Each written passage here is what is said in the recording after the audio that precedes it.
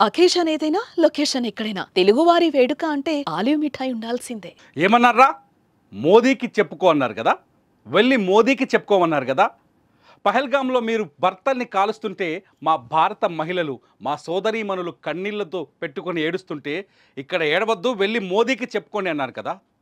విన్నాడు, మా మోదీ విన్నాడు. ఏ స్థాయిలో విన్నాడో ఈ ప్రపంచం మొత్తానికి అర్థమయ్యేలా చెప్పాడు. ఆయన వింటే పాకిస్తాన్లో తలదాచుకున్న ఉగ్రవాద సంస్థలకి ఏం జరుగుతుందో చూపించాడు.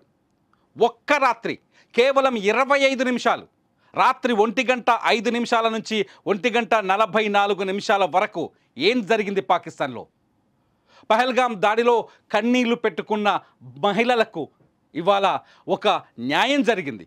పహల్గామ్ దాడిలో ఒక మహిళ కన్నీరు పెట్టుకుంటే పాకిస్తాన్ కూడా అల్లకల్లోలమవుతుందని చాలా స్పష్టంగా అర్థమయ్యేట్టు చేశాడు మోదీ. ఆ రోజే చెప్పాడు బీహార్లో. ఏం చెప్పాడు? మీరు ఈ దేశంలో సృష్టించిన విధ్వంసానికి మీరు ఎక్కడ దాచుకున్నా, ఈ భూమి మీద ఏ కలుగులో నక్కినా మీకు సరైన శిక్ష పడుతుందని చెప్పారు. ఇవాళ భారత ప్రధాని మోదీ అన్న మాట నిలబెట్టుకున్నాడు. ఆ మహిళల మాట విన్నాడు, వాళ్ళ కన్నీళ్లు తుడిచాడు. అందుకే ఈ ఆపరేషన్కి ఆపరేషన్ సింధూర్ అని పేరు పెట్టారు. ఆపరేషన్ సింధూర్ అంటే ఏంటో తెలుసా? మగాళ్ళని నిల్చోబెట్టి చంపుతూ వాళ్ళ భార్యల సింధూరాన్ని తొలగించారు. ఆ సింధూరానికి ప్రతీకారమే ఈ ఆపరేషన్ సింధూర్. ఇంకో గొప్ప విషయం చెప్పనా? ఈ ఆపరేషన్ సింధూర్లో పాల్గొన్నది కూడా మహిళా ఆర్మీ కమాండోలే. గుర్తుపెట్టుకొని, మహిళా ఆర్మీ కమాండోలే ఈ ఆపరేషన్ చేశారు. భారత నారీ శక్తి ఏ స్థాయిలో ఉంటుందో ఈ ప్రపంచానికి అర్థమయ్యేలా చేశాడు ప్రధాని మోదీ. భారత మహిళలు సామాన్యులు కాదు, వాళ్ళు కన్నీళ్లు పెట్టుకుంటే చాలు పాకిస్తాన్ నాశనం అయిపోతుందని చెప్పాడు.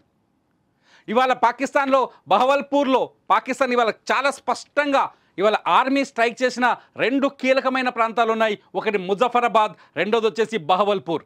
ఈ 2 ప్రాంతాల్లో 2 భారత్లో రక్తపాతాన్ని సృష్టిస్తున్న 2 ఉగ్రవాద సంస్థలు ఉన్నాయి. ఒకటి లష్కరే తొయిబా, రెండోది జైషే మహమ్మద్. ఈ 2 ఉగ్రవాద సంస్థల్ని నేలమట్టం చేశాయి రాత్రి జరిగిన ఆపరేషన్ సింధూర్లో మన భారత సైన్య బలగాలు. డ్రోన్లతో చేసిన ఈ ఆపరేషన్లో 2 ఉగ్రవాద స్థావరాల్లో ఉన్న కీలక ప్రదేశాలు మొత్తం అతలాకుతలమైనట్టుగా తాజాగా రిపోర్ట్స్ వస్తున్నాయి. బహవల్పూర్లో జైషే ఉగ్రవాద సంస్థకున్న 200 ఎకరాల స్థావరం. ఇక్కడ ఒక మసీదుని కట్టి ఒక స్కూళ్ళను ఏర్పాటు చేసి ఆ స్కూళ్ళలో హాస్పిటల్స్ పెట్టి, బ్యాంకులు పెట్టి భారీ ఎత్తున ఫెసిలిటీస్ కల్పించింది జైషే మహమ్మద్ సంస్థ. ఆ జైషే మహమ్మద్ సంస్థ స్థావరం మొత్తం ఇవాళ కుప్ప కూలిపోయింది, నేలమట్టం అయిపోయింది. సేమ్ లష్కరే తోయిబా ఇక్కడ దాదాపు 200 మంది ఉగ్రవాదులకు ట్రైనింగ్ ఇస్తున్నట్టుగా సమాచారం ఉంది.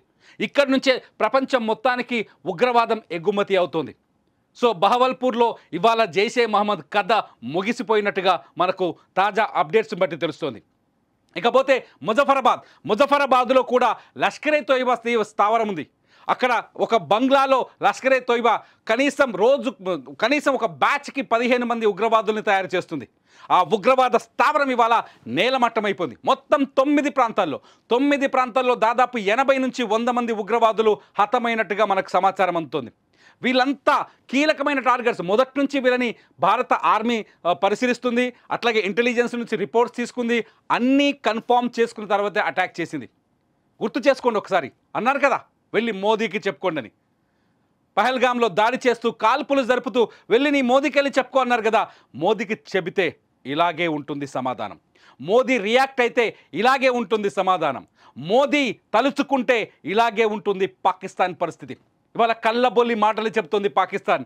మోదీని టార్గెట్ చేసే ప్రయత్నం చేస్తుంది పాకిస్తాన్. ఏం జరిగింది? మీరు పెంచి పోషిస్తున్న ఉగ్రవాద సంస్థలు కేవలం 25 నిమిషాల్లోనే నేలమట్టమయ్యాయి. మీరు పెంచి పోషిస్తున్న ఉగ్రవాద మూకలు ఇప్పుడు సమాధి అయిపోయాయి. ఇది కేవలం ట్రైలర్ మాత్రమే. భారత్ తలుచుకుంటే ఇంకా ఇంకా ఇంకా చేయగలదు అని నిరూపించాయి భారత సైన్య బలగాలు. చెప్పారు కదా వెళ్ళి మోదీకి చెప్పుకోమని. మళ్ళీ గుర్తు చేస్తున్నాను, చెప్పారు మోదీకి. మరి మీరేమనుకుంటున్నారు? మోదీకి చెబితే ఏం జరుగుతుంది? ఇలాగే జరుగుతుందని మీరు భావిస్తున్నారా? అయితే ఈ వీడియో కింద కామెంట్ చేయండి, మోదీని సమర్థించండి. చూస్తూనే ఉండండి సుమన్ టీవీ.